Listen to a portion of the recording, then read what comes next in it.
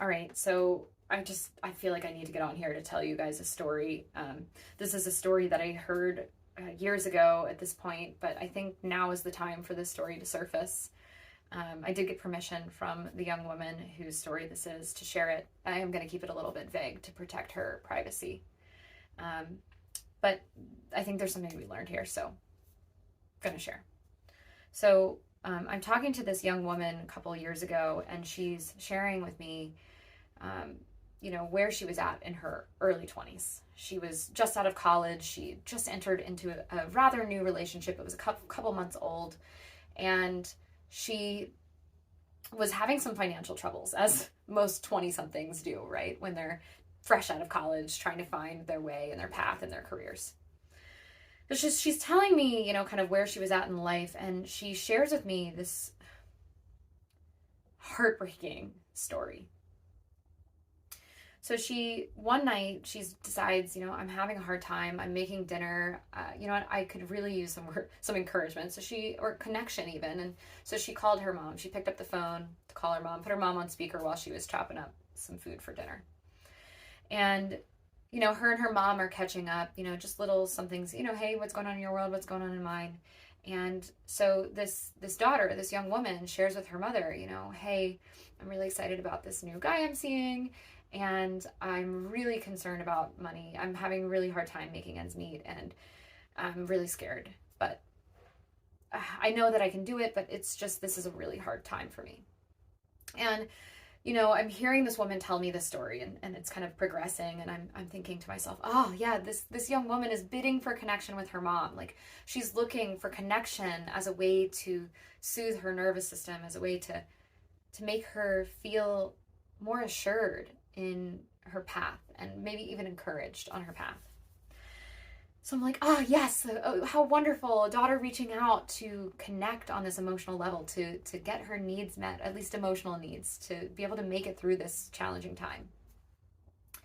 But she continues on the story, and she's telling her mom about, this new relationship she's excited about, and the financial situation, and her mom's response. She shares, kind of that her mom paused before responding after kind of hearing all of this. And her mom's first words after hearing everything that was going on in her life was, honey, I'm so sorry that this is happening for you. Which, I'm hearing the story and I'm like, okay, yay, we're heading in the right direction. And then she continues. And the mother says to her daughter, well, hey, maybe if you weren't having premarital sex, like, God would bless you with more money. I don't know about you, but when I heard that, I just wanted to cry for that young woman. I wanted to cry for the daughter. And so she goes on to tell me that, this is just one of many instances where she's reached out to her mother for connection and was shut down. And it's not that her mom, she kind of wanted to explain to me, it's not that my mom's a bad person, right? She was telling me, she was kind of justifying her mother's behavior in some sense, because she gets it, right? And I do too, in many senses, right? This mom just wants the best for her daughter. She has certain beliefs, and she believes that if her daughter follows down that path, that her daughter will be better for it. But what really happened here is that the daughter reached out for connection, and the mother responded, instead of receiving her, she responded by criticizing and shaming and judging her. And so the daughter, this young woman is telling me, as a result, when these kinds of things happen, she wraps up the call as quickly as possible, and she wants to get off that phone call as quickly as possible. She wants to move on, which makes sense, right? She's just been stabbed and emotionally stabbed. She just experienced an emotional wound. She was rejected. She was blamed. She was shamed for her own experience. And when I heard this story, my heart just sank, right? Because I know that there's the flip side of this story, right? The flip side of this story is that that young woman could have called her mother, and her mother could have received her. Her mother could have said, wow, I'm hearing what you're saying, and like, it sounds like, this is really hard for you. And it makes sense that it's really hard because you're 20 something, you just got out of college, you're just starting your life, you're just rebuilding. And it's amazing that you have a healthy and loving relationship, right? The flip side of this could have been so beautiful.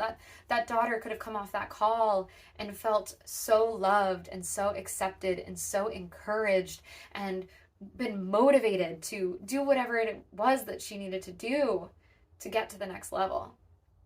I know what the flip side of this is. I know that the mother-daughter relationship in that scenario, and in so many scenarios, can be loving and connecting and reassuring and encouraging, and there's guidance too, right? But at the end of the day, there's the possibility for deep connection, to be deeply seen, to be deeply understood, to be deeply accepted, to be affirmed for who you are, not necessarily for what you're doing, but who you are.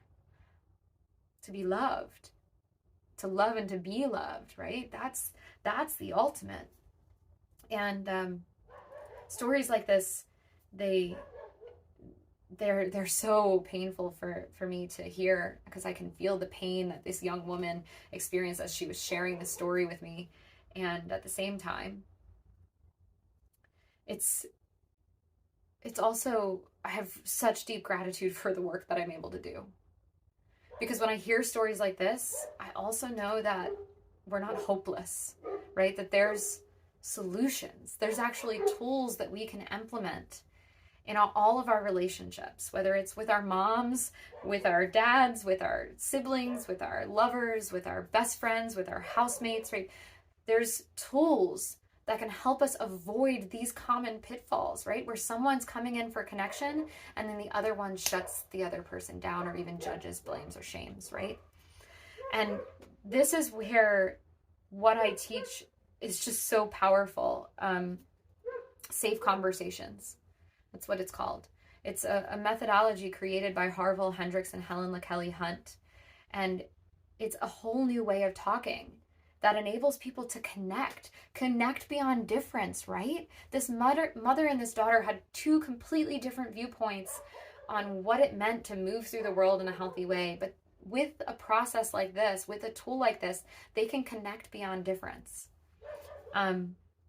Safe conversations, tools like this are powerful because they teach us how to talk without criticism, how to listen without judgment, and again, how to connect beyond difference. And that's the power, right? That's the real juicy, good stuff.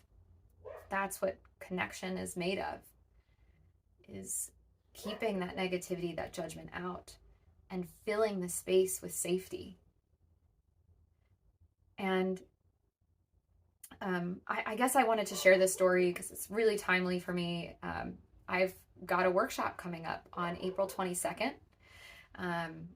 It's from noon to 4 p.m. Eastern time, and it is teaching how to have a safe conversation so that we don't have to have these damaging conversations with our loved ones over and over and over again.